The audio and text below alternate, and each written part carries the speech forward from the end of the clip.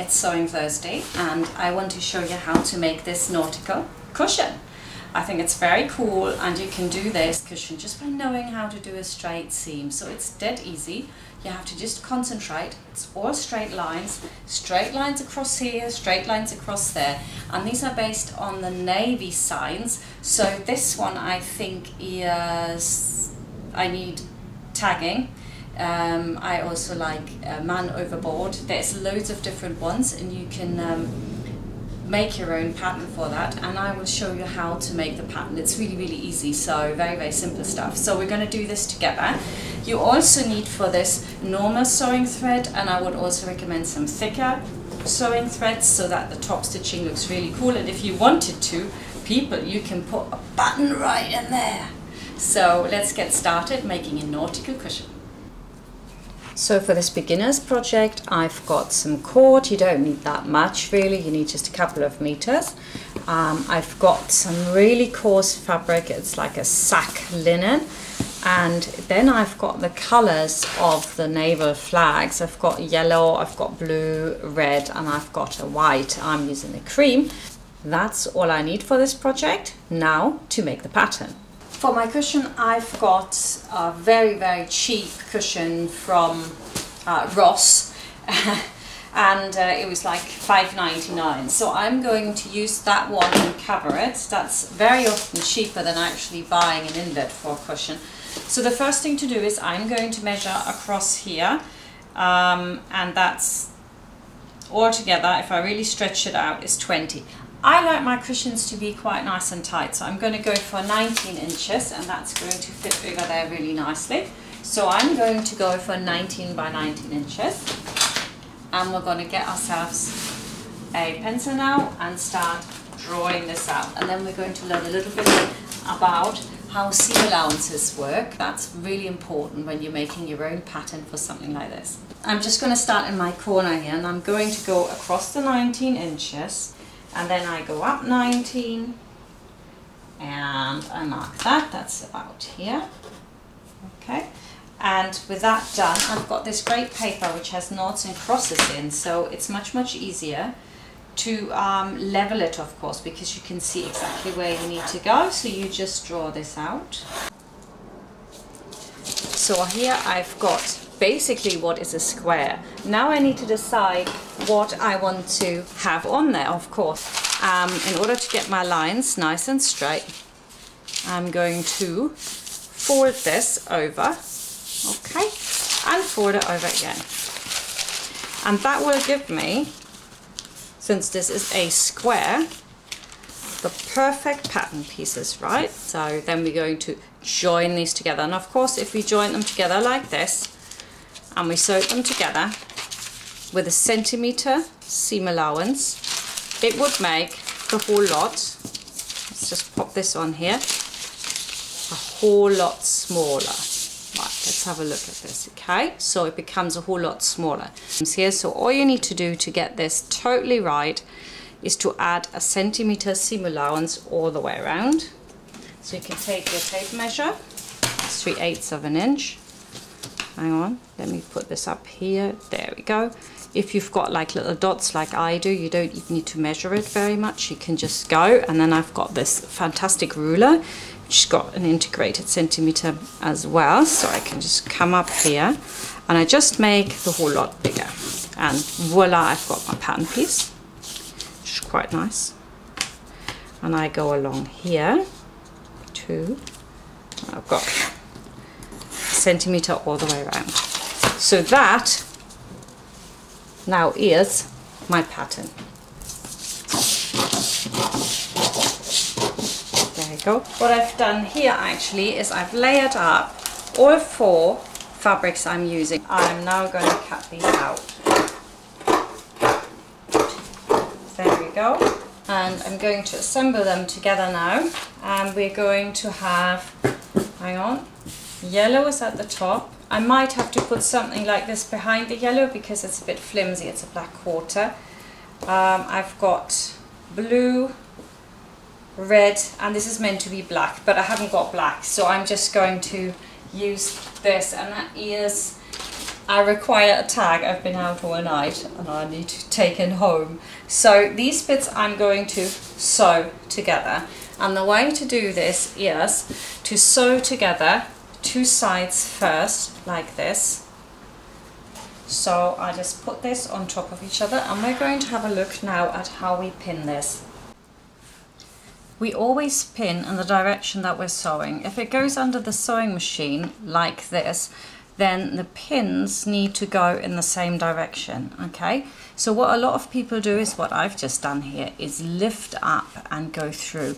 But you shouldn't be doing that, because when you come to garments, that can jeopardize your pinning totally. You want to have it flat in front of you, take your pin, move the fabric up a bit, then pull the pin in, push through and put it back down. Do that again. Push the pin in until you hit the table, push up your fabric, pin it in. Another time, down, over, there you go. And that pins it in, and especially when it comes to garments, that's important. And then we're going to stitch this together with our 1 centimeter seam allowance, and then we have this together. Make sure that your threads are towards the back, and if you have got really thick fabric, you might want to have the stitch length a bit longer. For me, that's okay. I'm now going to lock in my stitches at the beginning. There we go, it's very important, just those few stitches. And now I'm going to line up with my centimeter seam allowance and go all the way along, really slowly. Take your time and only take the pin out as you get to it.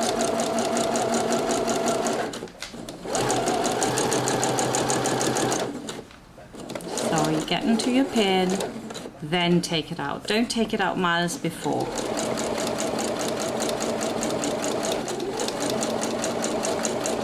It's especially important when you start making clothes. And going all the way to the end. Lock in your stitch. There we go. We're going to do that on the other side too. Next, we're going to do flat first, good habits, and then we're going to iron our seam apart.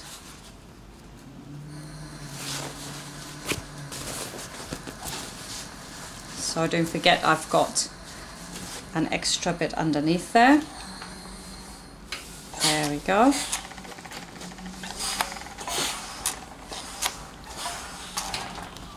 All the way across. Turn it over. Beautiful. Now I've got my triangles together. I'm just going to put this on here. And what I'm going to watch out for is that my seams here are exactly on top of each other, like that. Go ahead now and pin this the same way I've just shown you. Lift, lift, and we're going to go all the way across. You might want to put a pin in here actually so that it can't move, because that is what people are going to see. And we're doing exactly the same. We're going to lock in our stitches 1 centimeter all the way across, and then we're going to press it. Look at this, I've created my perfect shape in there, but we have got one little problem. Whenever we sewing something across, we get stretch like this. I don't want to stretch it too much because it's actually going to stretch out. So what I want to do here is I have ripped myself from some remnant fabric. Anything, absolutely anything you've got lying around will do, unless it shines through, of course. And we're going to put that on the inside. And again, what we're going to do here is we're just going to pin it in a few places. Yeah, so it's nice and straight all the way to the other side. What we're going to do is we're going to do some really groovy top stitching on the outside for this, so it looks really cool. So I've got this straight bit of fabric which has no give at all, and we're putting that on the back to stabilize where we go on the cross. the top thread I'm putting on here, excuse me, is slightly thicker. It's not super thick, but it's slightly thicker. So I'm going to thread up my sewing machine with that. And I'm also going to increase my tension to as much as it will go. Really, I'm going to 8, and that will prevent it from doing loops. I've also changed my needle to a 90 because I think when you're top stitching on something heavy like this, it's much easier to use a bigger needle, and you leave the normal thread in your bobbin. And now comes the wonderful part where we're going to do some top stitching for real. We practiced it last week. Now we're going to do it for real. So what you want to do is take your stitch length up to 3.5, and then you have got a red line on your presser foot, I hope, and that's what we're going to guide to. So now we're just going to not go back and forth. Well, we can actually. Let's lock the stitch in with this, and we're going to go down, and this will look really lovely. I think 3.5, it might even be 4 would be better. So I'm just lining up my red line, which is terribly difficult without getting my head into the picture. And I go all the way down. Really carefully. Oh wow, that is so cool. You'll see it in a minute. Just really steady. That's all it is with sewing. You just have to be steady and keep doing what you're doing. And then I do the same on the other side, and I'm going to just line it up again here with a red. Really carefully. Go all the way down. Now it says my bobbin is empty. Fantastic. Just keep lining it up really carefully all the way down. Now then, I've top stitched it from the back. It looks like this. And if you don't get your top stitching like really perfect, just put a button on there. Also very cool. Now I've chosen this fabric because I don't want anything to show through. I've just like the nautical look. Just place it on the top and cut around. So then I've got the exact right size, right? From the left here. And then, yay! Actually, this is my cushion, but of course this is not finished. We all know we're going to add something really groovy to it, but we've got this for now. Now we're going to take the sackcloth here, and we need to cut ourselves. Oops, let's just put this. Oh, this is not very nice. It goes everywhere. Okay, so we want something like this sticking out the side. Now I've cut myself those strips, and what I'm going to do now is, there's no right or left, I'm just going to stitch these over like this and stitch it down. Just turn it over a bit like that. Stitch it from the outside because I'm still using my thick thread. Again, we're just doing straight lines, and it's all about lining up with a fixed point on your presser foot. And we do this 4 times. Now you've got your strip prepared, so we've done both sides. The other thing I want to do is iron it over. So just like that. It's nice and flat. So we do that on all 4 of them. Alright, so it's always the same. In the direction that you're sewing, that's where you want to pin it in. And we also need to do that with our normal thread again. So I'm going to change over the thread, and then don't forget to put the tension right back down. Okay, so I'm going to pin this to every side. And now that we're stitching it, we're going to go not quite in here, because we are going to do that when we put the other part of the cushion on top. But I would like you to use a zigzag stitch for this, so none of this can fray out. on my machine here, I can choose my stitch, so I can go on here and I need to find my zigzag stitch. That's my zigzag, is it? Yes. And that's good enough for me. I can make it a bit slimmer, or I can make it less wide, but I think that's just right for me. So I've chosen my zigzag. Now make sure that you take your thread off and put your light thread on. And what's the next thing you mustn't forget? Reset your tension to regular. That's 4/5. And now we can sew it on. Right, I take my pin out as I go. And I'm going to just secure this to the edge. All the way around with my little zigzag stitch. This stuff really frays, so unless you do this, it'll come apart on you, so you want to do this really.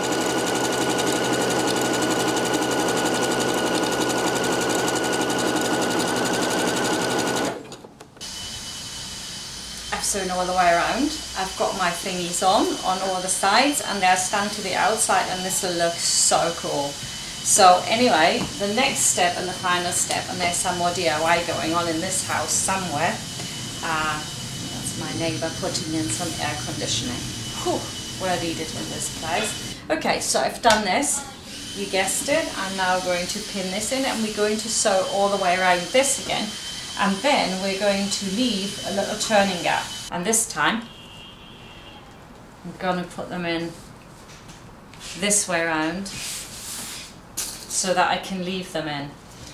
And I'm going to sew all the way around here. Again, I have my 1 centimeter seam allowance, and if you have an overlocker at home, of course you should overlock it as well. I've done that. I'm going to sew all the way around, leave my gap somewhere like that, here, just so I can turn it, and then we're almost done. I want to start somewhere in the middle, not on the corner obviously, because we are going to it's okay. We're going to leave a turning gap and then centimeter seam allowance all the way around.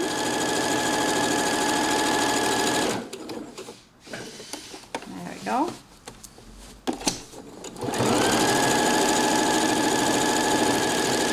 I'm pulling it this time, yeah? Really exert some pulling pressure here.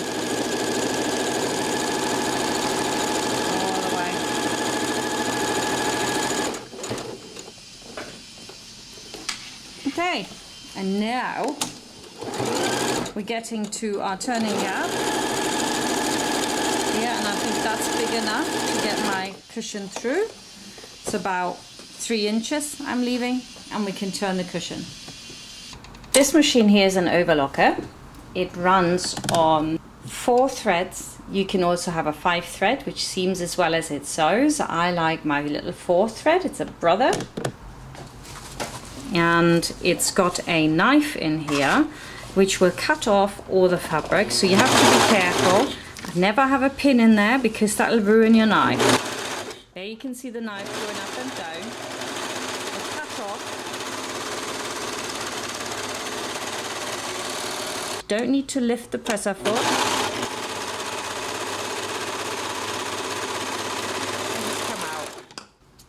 And cut it off, and that little bit you could have overlocked before so that it's all clean, but really that cushion is never going to be opened up, so we're good. What you see very often in industry is just this really rough seam going across the cushion. I'm going to just open this up, and I've got a lot of fluff in there. To make the corners sit really well, I'm actually going to cut across here so there's not too much in there. So cut across all your corners, but don't cut into your seam. Get my hand in, pull it through from the furthest corner. Yay! So cool. It's an inspired idea. Just think of all the different cushions you could make. You can make all the different ones. I think they're quite funny, like, you know, like Tag Me Away or Man Overboard. Yes, no. Got a great cushion here. Wow, this is fabulous. Now I'm going to put my cord in. This cord will just go around the edge on the inside, and for this we need a safety pin, and I'm going to put my safety pin through the front here, and I'm going to just thread this through here with my safety pin there, and this we're just going to stitch down with one more sewing stitch, and we're going to use our zipper foot for that.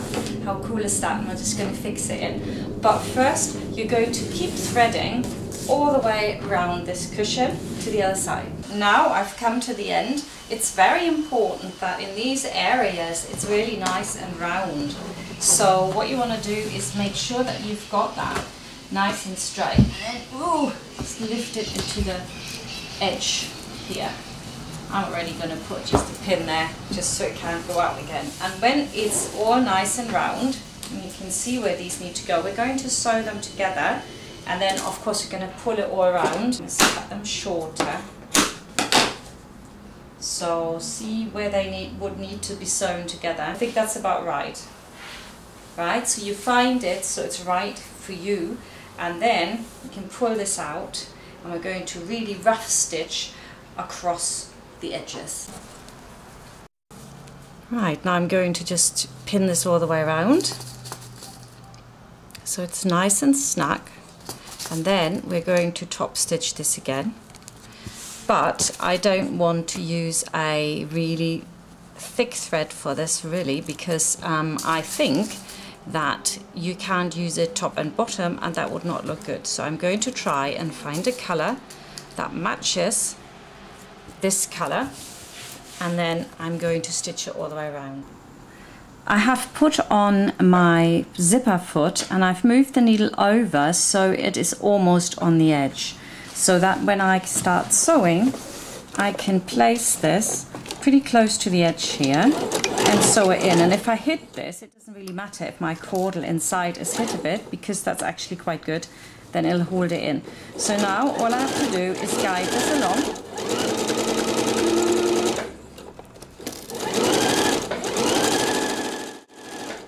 And hold it in.